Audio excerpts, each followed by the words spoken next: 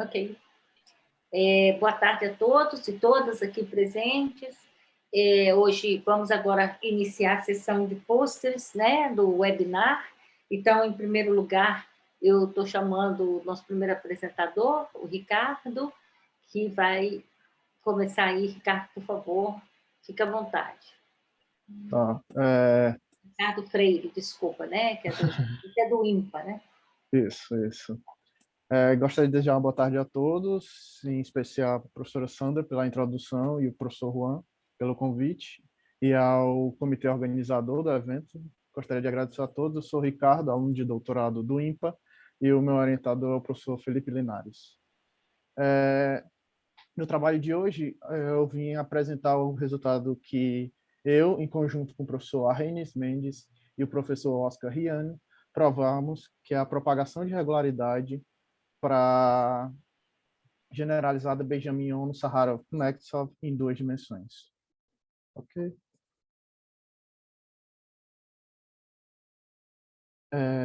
Primeiramente, a equação que a gente está... Essa equação é dada por essa fórmula aqui, onde esse termo aqui, d alfa mais 1, é o operador derivada fracionária de ordem derivada fracionária homogênea de ordem alfa mais 1, ou se você preferir, o operador laplaciano fracionário de ordem alfa mais 1 sobre 2. Tá. Então, a primeira pergunta que vem é: por que estudar essa equação? Porque com essa classe de equações, se a gente, por exemplo, tomar alfa igual a 1, a gente tem a equação de Saharov-Kuznetsov. E se a gente tomar alfa igual a 0, a gente tem a equação de Benjamin-Saharov-Kuznetsov. E elas têm importantes aplicações em física. Por exemplo, propagação de ondas acústicas ionizadas, para o caso da Saharov-Kuznetsov, e ela modela, no caso da Benjamin-Saharov-Kuznetsov, ela modela nanocondutores em substratos dielétricos. Então, essa é a importância física de estudar essa classe de equações aqui. Tá? Então, o que a gente quer estudar falando de propagação de regularidade? O que a gente quer ver? A gente quer ver como essa dispersão aqui, se a gente der para o nosso dado inicial uma certa regularidade localizada, a gente quer ver como essa dispersão vai agir na nossa solução, as características que ela vai gerar na nossa solução. Então, é isso que a gente se propôs nesse trabalho. Inicialmente, a gente está pedindo o nosso dado inicial satisfazendo essa condição técnica aqui. Essa condição técnica é para garantir a existência local de soluções, como a gente pode ver nesse primeiro resultado que nós provamos. E, em particular, a gente possuir esse tipo de estimativa. Nessa nossa solução estar nesse lugar que ela é importante para quando a gente estiver estimando a parte não linear do nosso problema. Em relação à parte histórica do nosso problema, ele começou a ser estudado recentemente pelo professor, através dos papers do professor Isaza, Linares e Ponce, onde eles trabalharam com a propagação de regularidade da Benjamin-Ono e da K generalizada KdV. E a posteriori, o professor Arrenis Mendes desenvolveu técnicas para trabalhar com esse tipo de dispersão fracionária, como ele fez na generalizada Benjamin-Ono. Ok? Então, então vamos definir o que é esse tipo de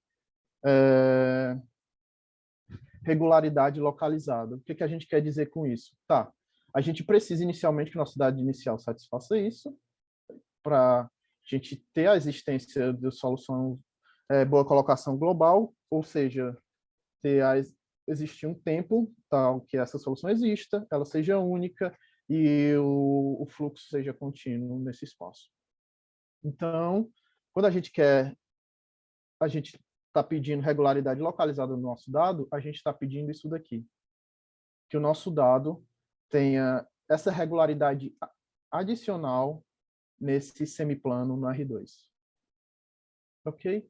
O que isso quer dizer, de outra forma, que o nosso operador de derivada de Bessel está nesse L2 desse semiplano aqui, em R2. Lembrando, a gente está trabalhando em duas dimensões.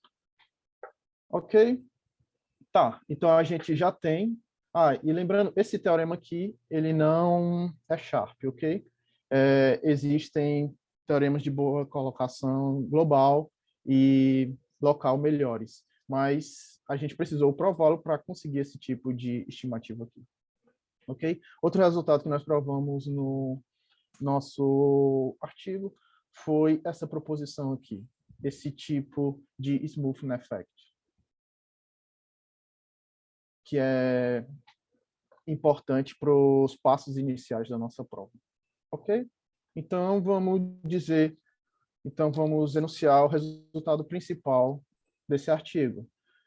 Como a gente estava dizendo, a gente vai pedir o nosso dado inicial pertencente a esse espaço, esse S maior que esse S alfa, onde esse S alfa é esse termo aqui, tá?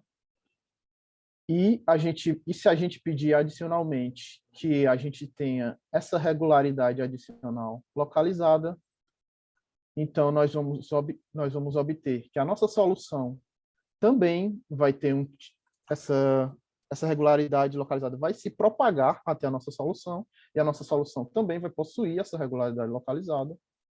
E mais, numa determinada faixa do R2, a gente vai estar ganhando alfa mais 1 sobre 2 derivadas em X e uma derivada em Y. E esse aqui é um ganho técnico que a gente tem utilizando a nossa técnica. Então, se a gente der uma regularidade adicional localizada, a gente vai estar obtendo que a nossa solução também vai possuir esse tipo de regularidade adicional e vai acontecer esse smoothing effect aqui, nessas faixas do R2, como a gente pode ver aqui nas integrais. É isso que o trabalho veio a propor.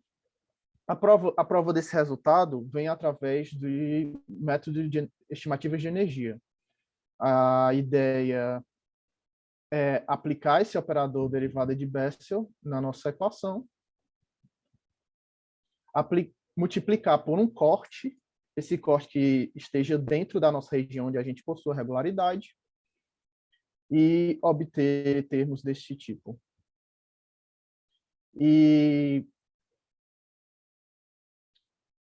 Ok. Então, inicialmente, o processo é um processo iterativo. Como assim?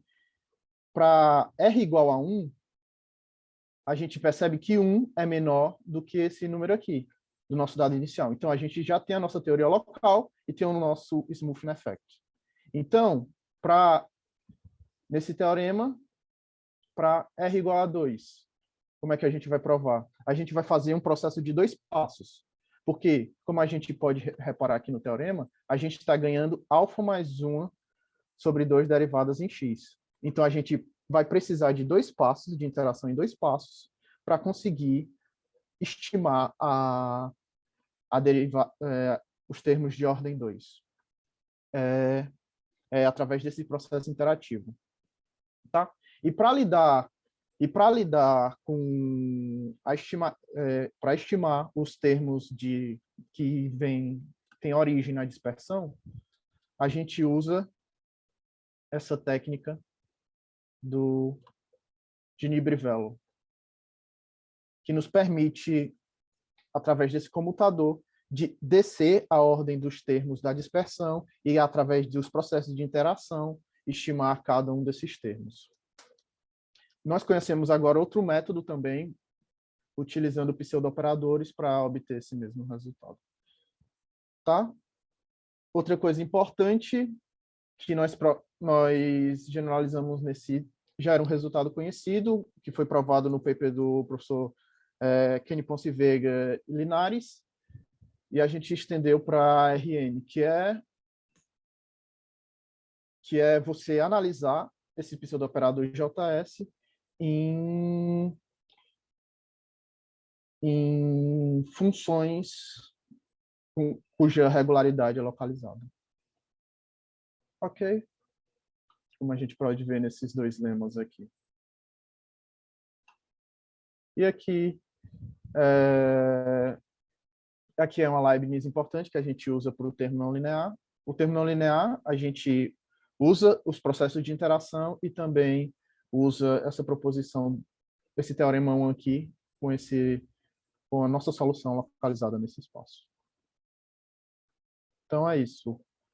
A ideia de provar o nosso resultado, de provar essa propagação de regularidade para a nossa solução. Tá? Então, gostaria de agradecer o CNPq, a CAPES e os institutos dos respectivos colaboradores pelo apoio. Ok. Muito obrigada, Ricardo. Obrigado a todos. Muito obrigada. Ricardo, então, apresentou o trabalho dele, pontuou aí os principais resultados, e agora a plateia está com o áudio aberto, pode fazer suas perguntas ou pelo chat, para quem não quiser abrir o áudio. Uma pergunta?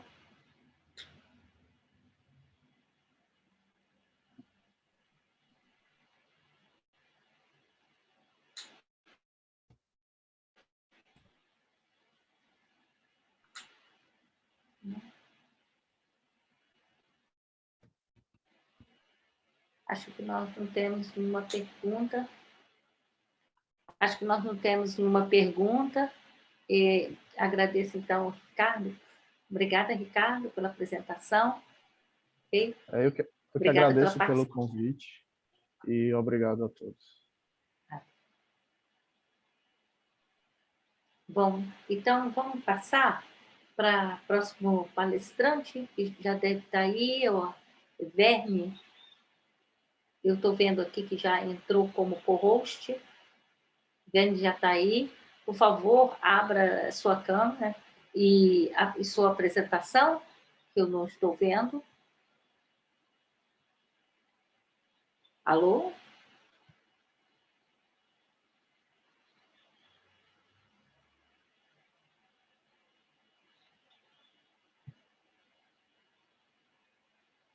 Verne, por favor. Nos ouve?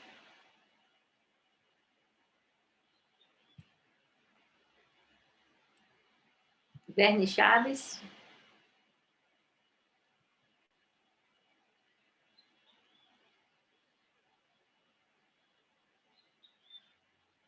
Verne Chaves, pode abrir sua câmera, por favor?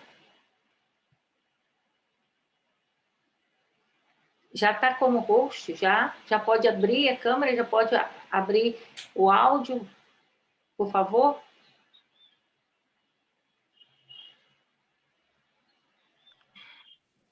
Alô? Olá. Olá. Alô, tá me ouvindo? Sim, muito bem. Ah, tá. Tá bom. Então, tá me ouvindo? Porque eu tenho um problema com a internet aqui que tá travando. A sua internet está travando. Ok, mas a Sim. gente está te ouvindo. A gente está te ouvindo. Mas nós não estamos vendo a sua imagem. Eu gostaria de ajudar, mas não sei a resposta. Até o meu celular está querendo ajudar. Verne, você deseja passar um pouco para a última apresentação, enquanto tenta conseguir consertar seus problemas de internet?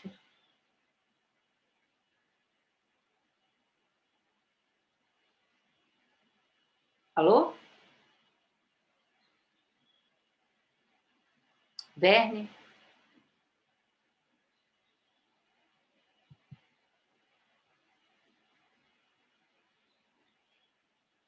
Olha, eu acho que o Verne tá com problemas, e a gente pode passar para a próxima apresentação, que é a professora Pamela, e depois a gente chama o Verne ao final. Vamos dar sequência. Então, a Pamela, por favor, Pamela, abra sua câmera e seu microfone, porque você já está como co-host.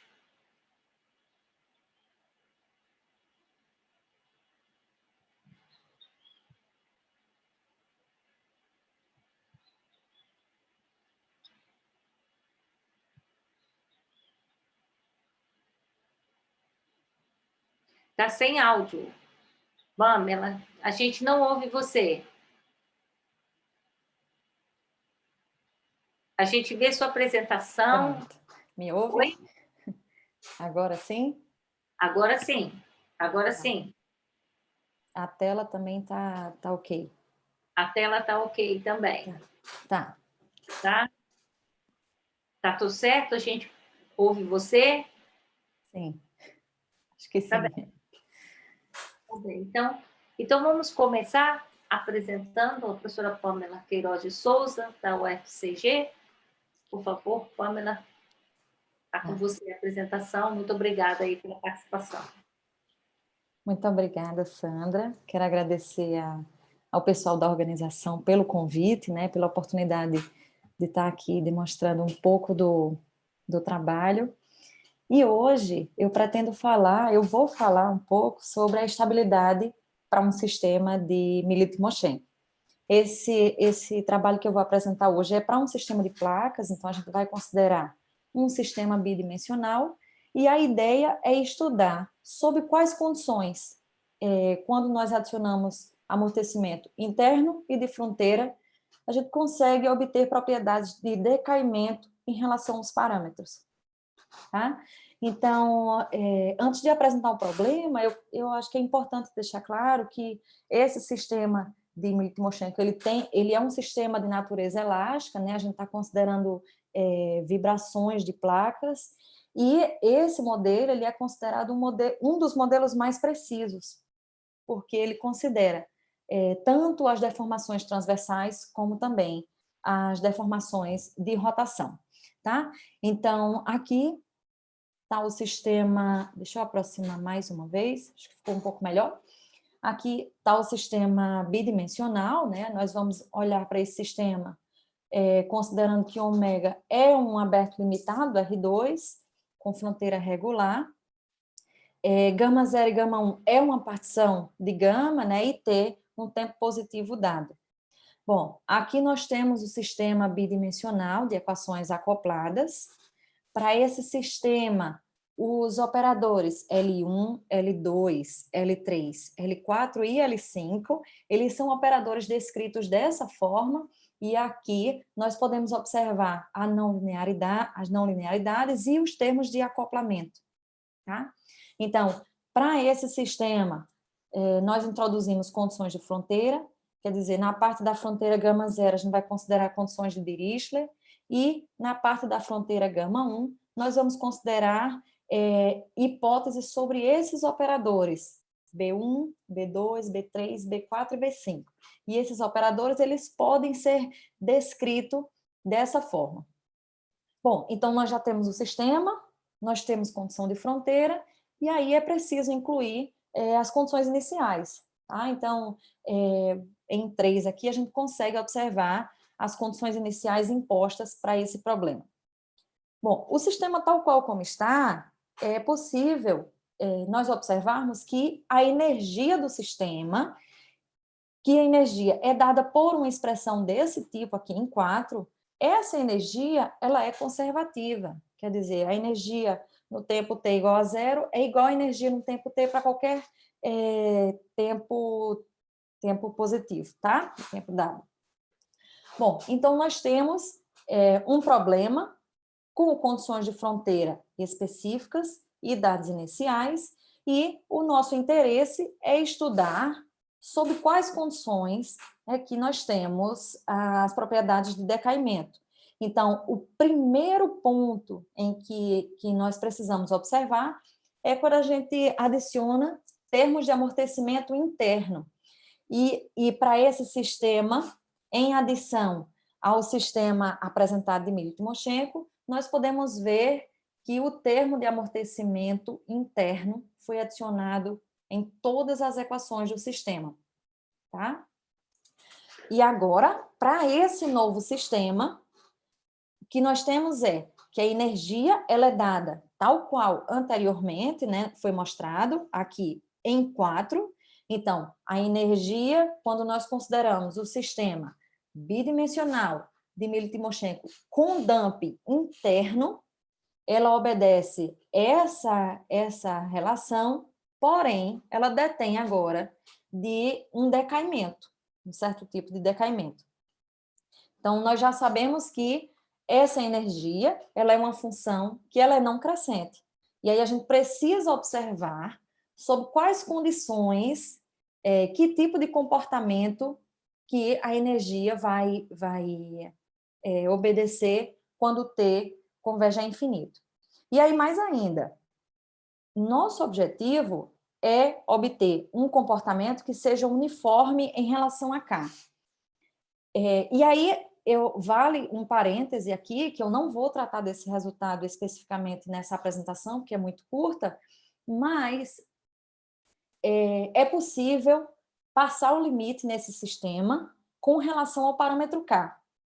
Por se tratar de um sistema físico, então K ele corresponde ao módulo elasticidade. Então, faz todo sentido, eu estou vendo a elasticidade do meu problema, da minha placa, certo? E obter propriedades de decaimento uniformes em relação a K significa dizer que nós também conseguimos passar ao limite e, no limite, a gente obtém propriedades de decaimento para o sistema limite. Então, com essa estabilidade exponencial uniforme, a gente obtém a estabilidade exponencial uniforme também para o sistema limite. Mas aí, então, nós vamos discutir o primeiro resultado. Então, eu estou considerando φ1, φ2, Psi, eta1 e eta2, a solução do nosso sistema. Aqui o nosso sistema 5, né? Eu estou considerando o sistema com dumping interno, considerando que eu tenho dados iniciais num espaço apropriado, então vai existir um ômega positivo, tal que a energia ela detém de um decaimento exponencial, tá? Rapidamente eu vou falar aqui a ideia da prova para esse resultado. Então, primeiro, a gente define um funcional que a gente está chamando de F, certo? Sobre esse funcional, considerando que lambda é um parâmetro positivo, então a gente define uma energia perturbada do sistema, quer dizer, essa energia perturbada, ela é dada pela energia do sistema mais lambda vezes esse funcional, né, multiplicado pelo funcional F, e mais ainda, considerando que lambda é um parâmetro positivo menor ou igual que 1 sobre 2c, depois de algumas contas, é possível obter essa desigualdade em termos da energia perturbada e da energia do nosso sistema, tá? E aí, só assim, a gente obtém, a partir dessa desigualdade, né, e da desigualdade da energia, considerando que a energia, ela detém de um decaimento da lei de dissipação de energia, então, a gente consegue obter que, para a energia perturbada, ela obedece esse tipo de comportamento. E somente a partir dessa desigualdade associada a essa outra desigualdade aqui, 10, é que a gente consegue obter o decaimento exponencial de energia para o sistema quando nós adicionamos dumping interno. Bom, feito isso, um ponto natural que é possível observar bom, eu sei o que acontece com dumping interno. E se eu coloco dumping na fronteira? Então, para analisar esse mesmo modelo bidimensional de Milik-Timoshenko, com mecanismos de dumping na fronteira, nós consideramos, na parte da fronteira, gama zero, a gente está considerando igualmente condição de Dirichlet, e o dumping, nesse caso, ele é adicionado na partição da fronteira gama 1. Então, associado aos operadores B1 até B5, a gente tem esse dumping de fronteira. Então, igualmente para esse caso, a energia do sistema ela é dada como anteriormente, porém, agora ela detém dessa lei de dissipação, certo? E aqui, somente como um comentário final, que eu quero fazer é o seguinte: para se estudar propriedades de amortecimento, propriedades de estabilização com dumping em um pedaço da fronteira, a gente precisa introduzir condições geométricas sobre a fronteira do sistema, sobre a geometria do domínio. Então, a gente introduz um campo vetorial, né? Um campo vetorial descrito dessa forma, considerando que x0, y0 é um ponto fixo de R2, tá? E aí, em gama zero, a gente precisa observar que esse produto vetorial ele é negativo, em gama 1, positivo. De tal forma em que a gente tem, nós temos aqui o ponto o nosso observador, né? E o dump, ele tá posto no sistema exatamente na parte onde o observador não enxerga, certo? E aí, sobre essas condições geométricas, o resultado que a gente tem para garantir a estabilização uniforme para esse sistema é o seguinte: bom, considerando que a condição geométrica ela é mantida e considerando a solução do sistema, então vão existir constantes positivas C e ômega, tais que nós também temos uma estabilidade exponencial para esse sistema, certo? Esses dois resultados que eu apresentei aqui para vocês, eles podem ser vistos nesse trabalho, em conjunto com Araruna e Braz e Silva, onde também vocês podem observar as propriedades de limite assintótico em relação aos parâmetros. Era isso. Muito obrigada. Ok, Pamela, muito obrigada. Muito obrigada aí pela apresentação.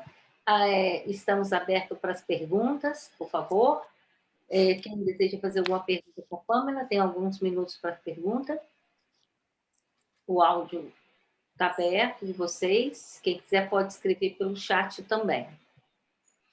Pamela, só una curiosidad.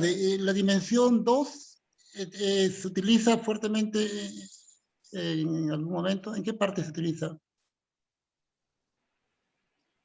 Ou se tratar de um problema de dimensão 2, é porque o problema ele é formulado, no caso bidimensional, aparecem dois ângulos rotacionais, duas deformações longitudinais, então, para o caso unidimensional, é possível obter problemas similares. Como aqui a gente está no caso bidimensional, aí a gente precisa tomar cuidado justamente nessas duas direções, né, de ângulos rotacionais, de deformações longitudinais.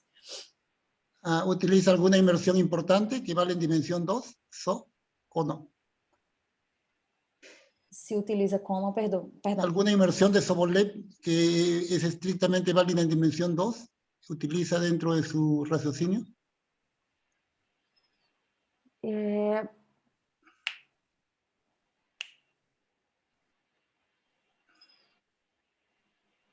Não, acredito que a gente não precisa de nenhuma restrição para... Entendi. O modelo mesmo que é bidimensional, né? Sim, sim. Obrigado, Pamela. Excelente palestra, parabéns. Excelente palestra. Obrigada.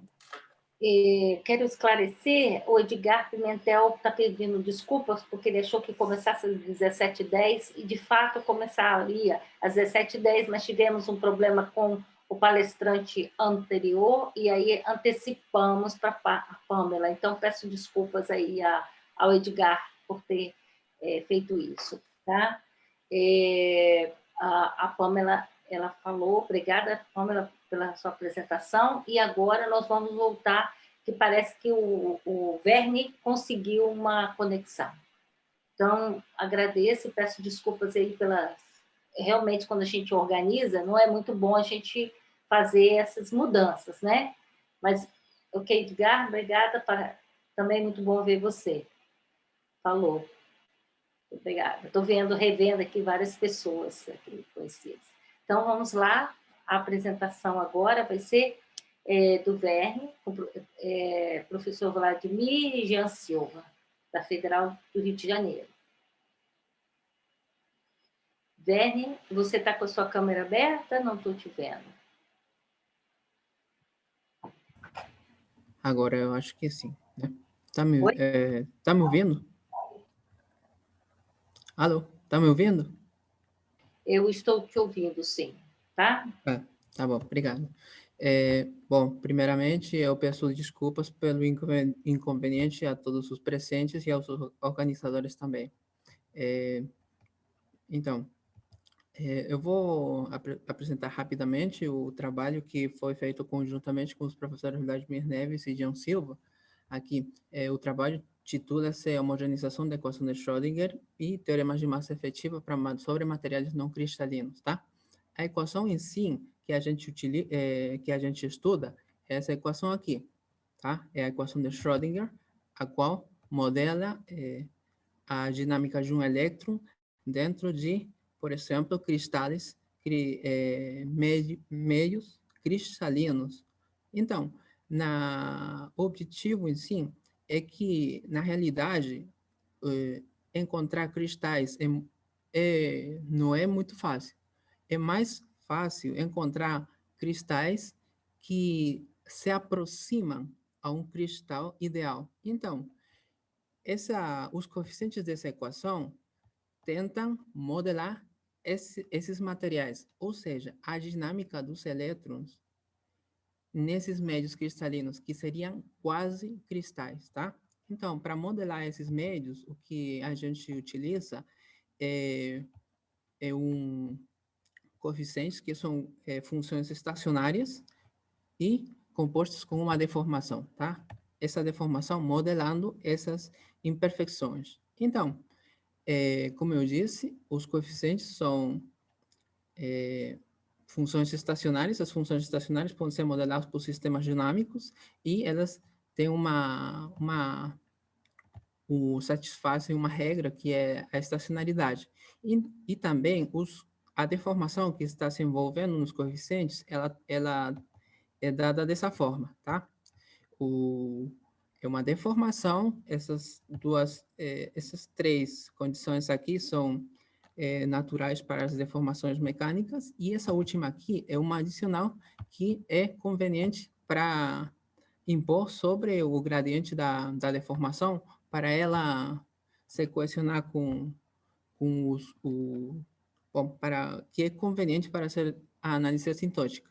Então, os principais teoremas que são envolvidos na resolução do problema são o teorema ergódico para funções estacionárias compostas com a deformação, e o que foi feito em função a esse teorema no trabalho, no artigo, foi desenvolver um conceito de convergência duas escalas nesse contexto, envolvendo composições de funções estacionárias e deformações, tá? Esse conceito de convergência duas escalas nesse contexto foi fundamental para fazer a análise assintótica dessa equação aqui. Então, como eu uso em problemas de homogeneização, as equações têm associada uma equação que é chamada de celular. Então, um dos problemas mais, digamos, difíceis de superar na elaboração do trabalho, que na verdade foi o meu trabalho de tese, foi encontrar solução para essa equação aqui. Então, a gente conseguiu resolver essa equação por dois caminhos. Esses dois caminhos são técnicas diferentes, mas a resolução dessa equação permite que depois possa ser possível considerar um dado inicial conveniente, de tal jeito que essa equação é possível caracterizar o comportamento assintótico dessa equação, tá? Todos os resultados, todo o trabalho pode ser resumido nesse teorema aqui, que diz que para o dado inicial dado dessa forma, onde essa psi aqui é a solução dessa equação, ela,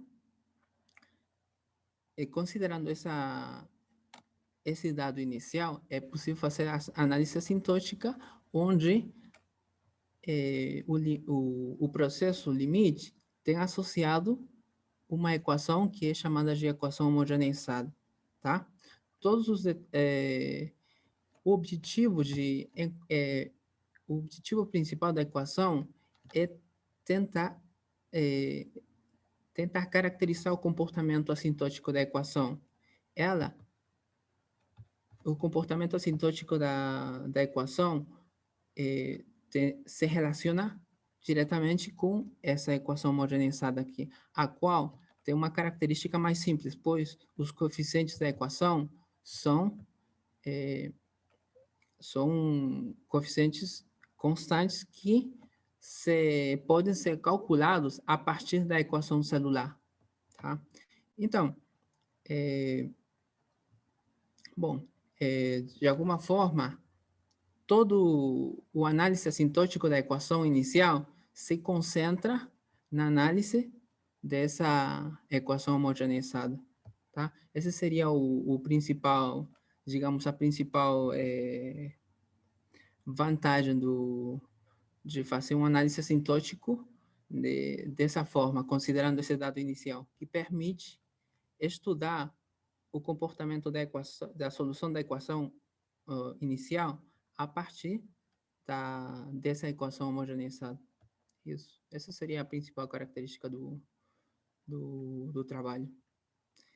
Bom, com isso, daria por finalizar essa apresentação rápida do trabalho, que com certeza eu pulei bastantes detalhes. Ok. Muito obrigada, Guilherme, pela sua apresentação, participação aí no trabalho. A gente agora pode fazer perguntas. As pessoas que tiverem interesse em saber alguma parte aí da apresentação do Guilherme, por favor, fiquem à vontade. Está aberto, os áudios, podem abrir o seu microfone ou escrever no chat.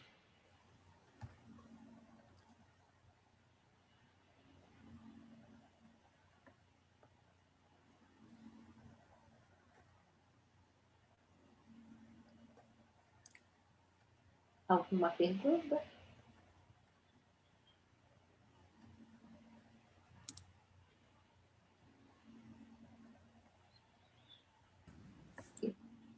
Esse é o trabalho, Guilherme, você fez com o professor Vladimir?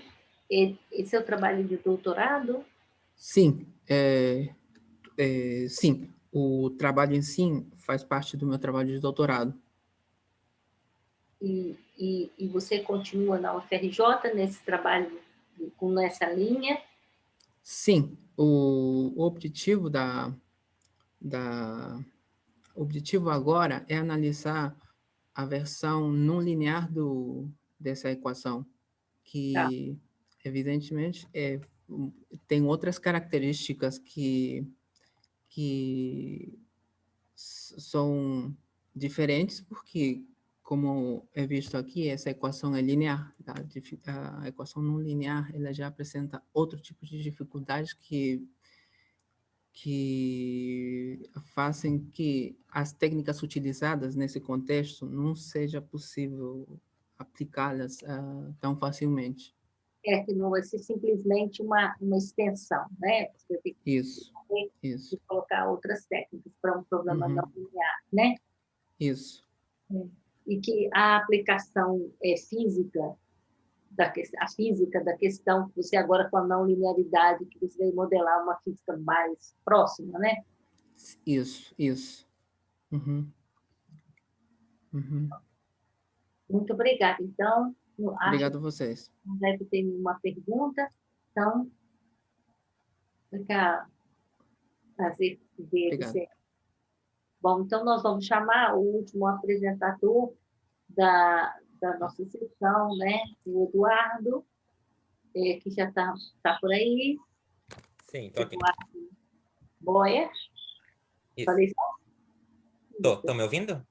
Sim, estou ouvindo, Eduardo. Você pode colocar sua apresentação, por favor? Sim. Só um minutinho.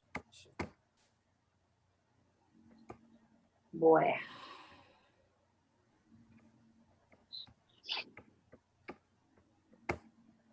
Tá aparecendo aí certinho? Sim. Está aparecendo, não está totalmente aberto. Você quer colocar numa tela de exibição? Eu iria colocar Zoom depois para facilitar. Ok, vai apresentar assim, né? Ok. Eduardo, então, por favor, trabalha com o professor Olímpio. Eu vi que o nome do professor Olímpio está por aí, ele está na plateia, né? Então, lá de São Carlos. Prazer e muito obrigada pela participação aqui. Então, por favor, Eduardo, apresente seu trabalho. Muito obrigado, primeiramente, pela oportunidade, pelo convite, pela presença de quem está aí assistindo. E eu vou apresentar, então, um trabalho baseado no que eu e o professor Olímpio temos mexido ultimamente, agora, recentemente, que são equações de Shockhard com um núcleo logarítmico.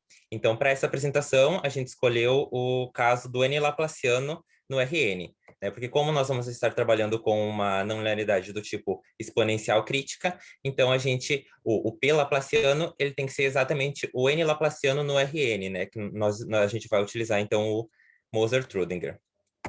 Certo? A gente vai investigar, então, a existência de soluções e se tem mais de uma ou não, né? Questão de multiplicidade.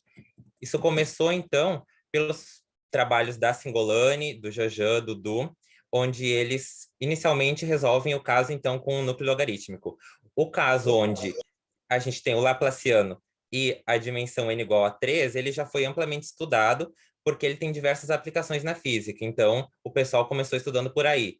Casos onde nós temos, então, um núcleo de Ries, algum núcleo com sinal determinado, geralmente não negativo. Então, nós temos bastante trabalhos. O caso do logaritmo, onde a gente tem uma dificuldade um pouco maior, se a gente for olhar a equação aqui, porque o logaritmo ele muda de sinal, ele é limitado inferiormente, ele é limitado superiormente, então dá uma complicada na hora de resolver.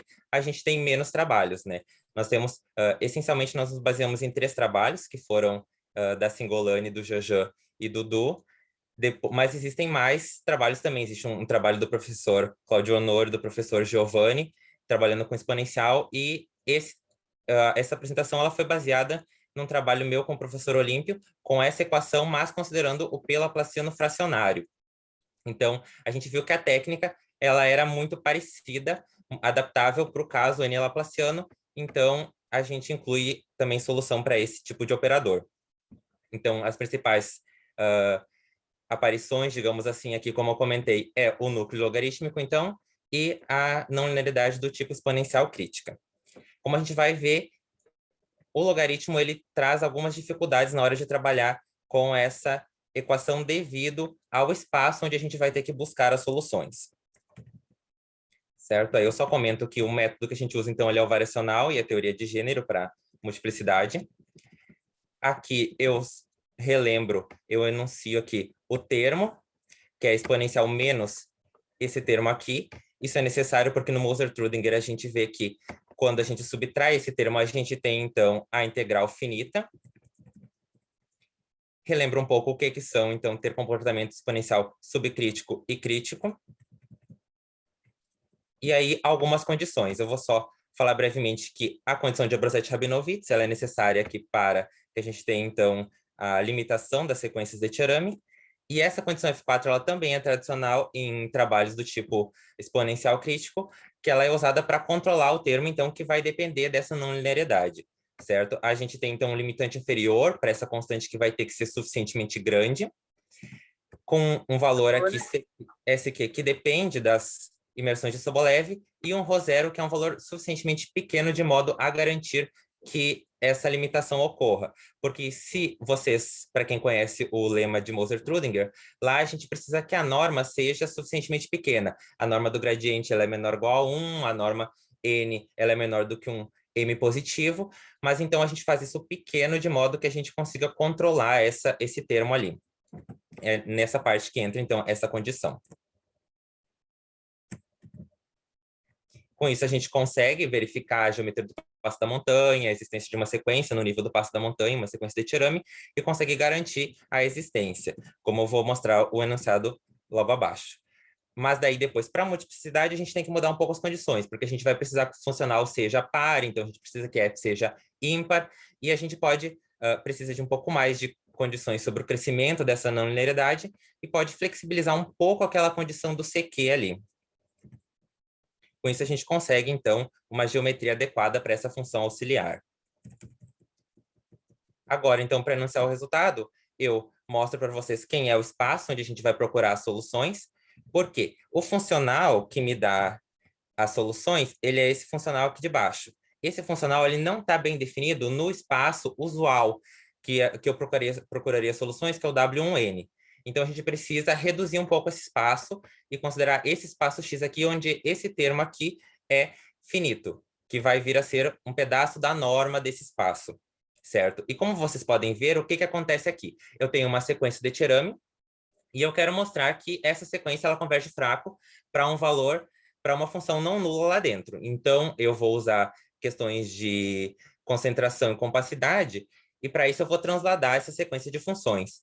Mas essa norma aqui, ela não é invariante por translação. Então, quando eu translado a sequência, eu possivelmente altero a norma, eu perco um pouco o controle disso. Então, essa é a grande dificuldade de trabalhar com esse tipo de equação. É a norma do espaço, o espaço onde eu trabalho não tem uma norma invariante por translações.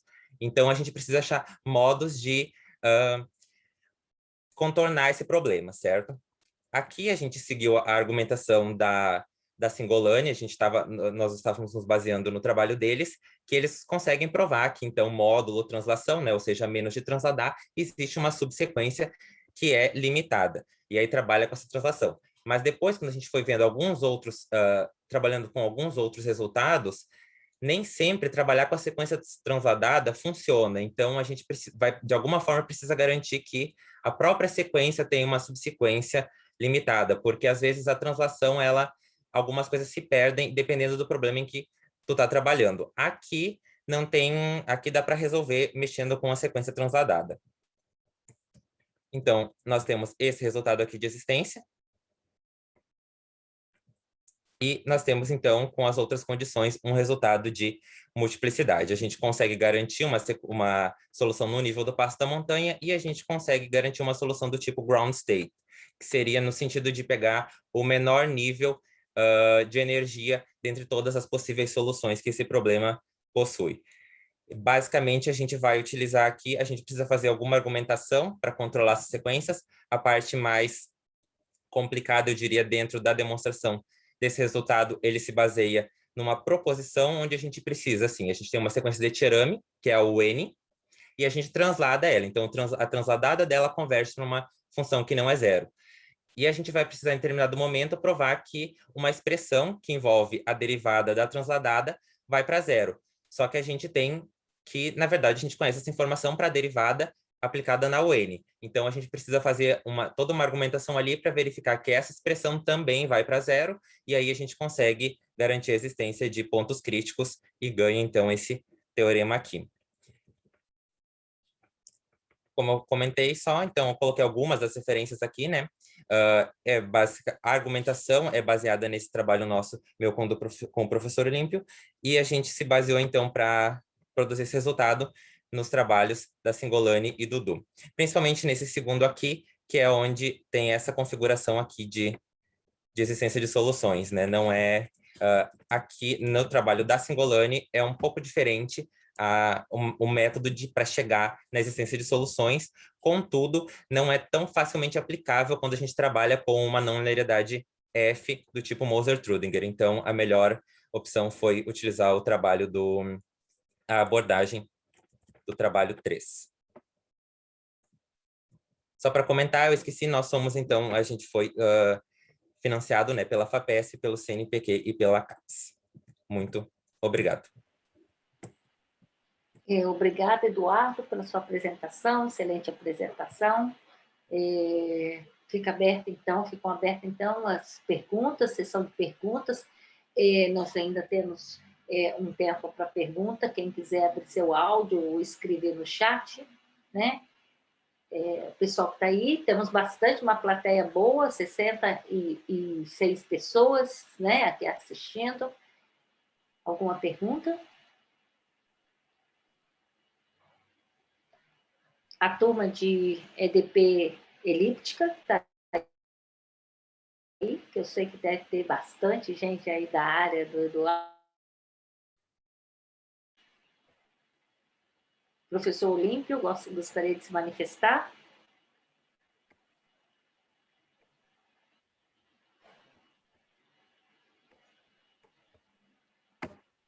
Acho que não. Oi, Olímpio. só queria dizer que só dá parabéns pela exposição do Eduardo, mas não tem nada pensando. Tá certo. Obrigado, Olímpio, pela participação aqui no seminário, viu? Tá bom. Nenhuma pergunta da plateia? Ok. Então, muito obrigada, Eduardo, pela sua participação mais uma vez, e a todos os que estiveram aqui hoje, né, nessa tarde aqui de nossas reuniões, e espero que vocês continuem aí assistindo